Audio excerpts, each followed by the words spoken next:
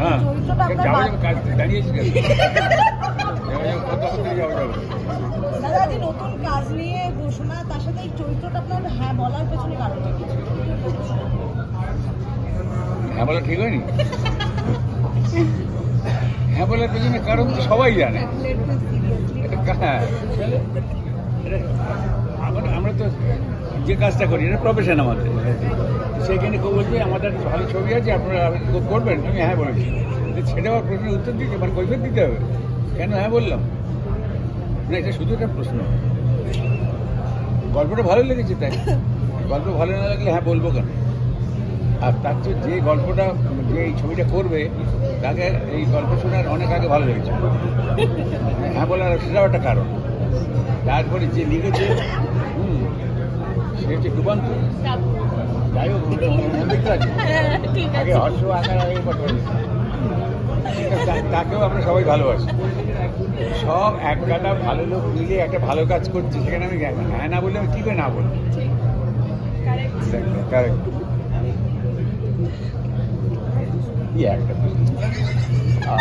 এতগুলো লোক দাঁড়িয়ে আছে, একটা প্রশ্ন। দাদা ছবির নাম হচ্ছে কেন দূরে থাকো? হ্যাঁ কেন কি হয়েছে? দূরে থাকো না,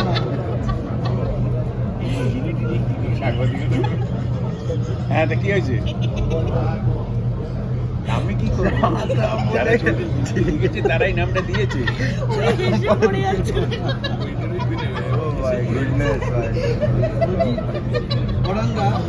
বলছি মিউজিক্যাল একটা ছবি, যেখানে প্রাণ বন্দ্যোপাধ্যায় রয়েছে, সেই ছবিতে একটা অন্যরকম মানে ফিলিংস থাকে। মানুষ এমনিতেই আপনাকে দেখার জন্য বা আপনার অভিনয়কে যারা ভালোবাসে তারা আসে দেখার জন্য, তো সেখানে মিউজিক্যাল ভালোবাসে না বা সে এমনিতেই আসবে,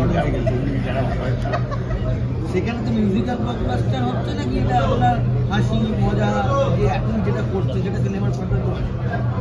এখন তো আমি তোমাদের সঙ্গে সামনাসামনি এরকম হয় না, এসব তো সিনেমা দেখানো হয় না। এই হয়েছে আমার সাথে আমার মজা লাগছে যে তোমরা সব অনেকদিন বাদে তোমাদের দেখলাম, মজা করছি এ করছি, এই জন্য করা। ছবিটা এখন তো সবে হাতে করতে এখনো বেরোয়নি। এই আপনাদের পাশে দুটো ইয়ং জেনারেশন বসে আছে, তার মধ্যেও আপনি একজন গুণী মানুষ, এই দুটো ইয়ং জেনারেশনকে কিভাবে করছে? সবাই মিলে একসাথে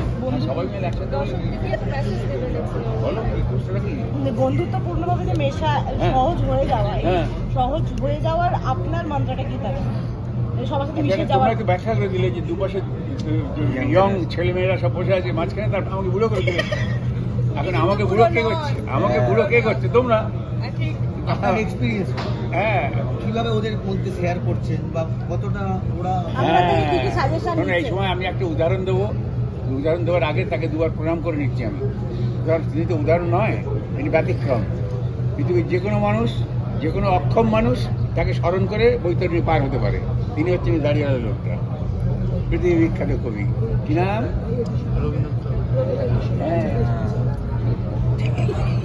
কনফিউশন ছিল না, সবাই চুপ ছিল অনেক।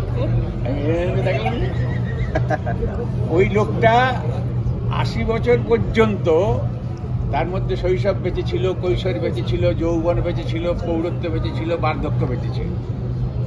এটা যদি মেনটেন করে নেওয়া যায়, কারণ সে তো আমার এই মাটিরই মানুষ, সে একটু হাওয়া টাওয়া লাগতে পারে, লেগে আমরা সবাই সমৃদ্ধ হই।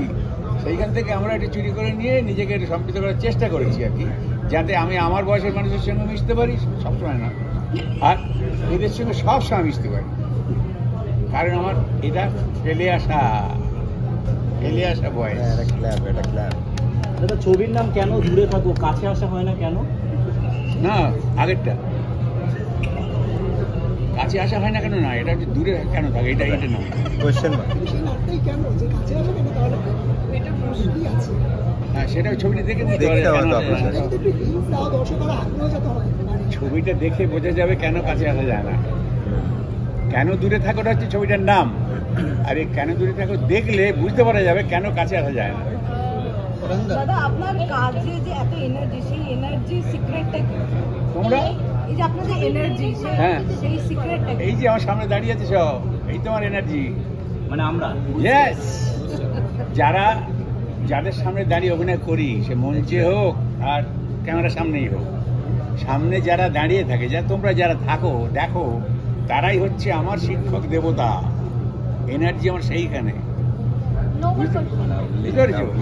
বরং একটা যে লাস্ট কোশ্চেন, যে কেন নতুন last করে কেন? Why last? না, নতুন করে বাংলা ছবির যে রিস্ট্রাকশন হচ্ছে, মানে নতুন করে যেমন মেঘে ঢাকা তারা, অরণ্যের দিন রাত্রি, যারা ঋত্বিক ঘটক বা তোমার সত্যজিৎ রায় বা মৃণাল সেন বা আমাদের সুনীল গঙ্গোপাধ্যায়কে দেখেননি বা জানেননি, তাদের আবার নতুন করে সিনেমার পর্দায় নিয়ে আনা হচ্ছে, যেমন ক্রিয়াতে চলছে, অন্য কোনো প্রেক্ষাগৃহ চলছে।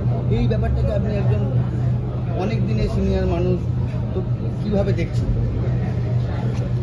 আমি আমার ভঙ্গিমায় বলি, মানুষ পথ চলতে দেখতে দেখতে যাচ্ছে, তো তারপরে একটা জায়গায় গিয়ে দেখছি যে কি হলো, এখানে ব্লক কেন, এই পেছনে তাকায় না। বুঝতে পেরেছো? কোথায় এসে পড়লাম, তখন পেছনের রাস্তায় নিতে হয়, নিয়ে নতুন দৃষ্টি নিয়ে আবার পথ চলা শুরু হয়। বুঝতে পেরেছো? অতীতের যা কিছু সুন্দর, নিয়মটা কি, জীবনের পথ চলার নিয়মটা কি, জ্ঞান হিসেবে নেবে না। আমি আমার একটা ভাবনা শেয়ার করছি।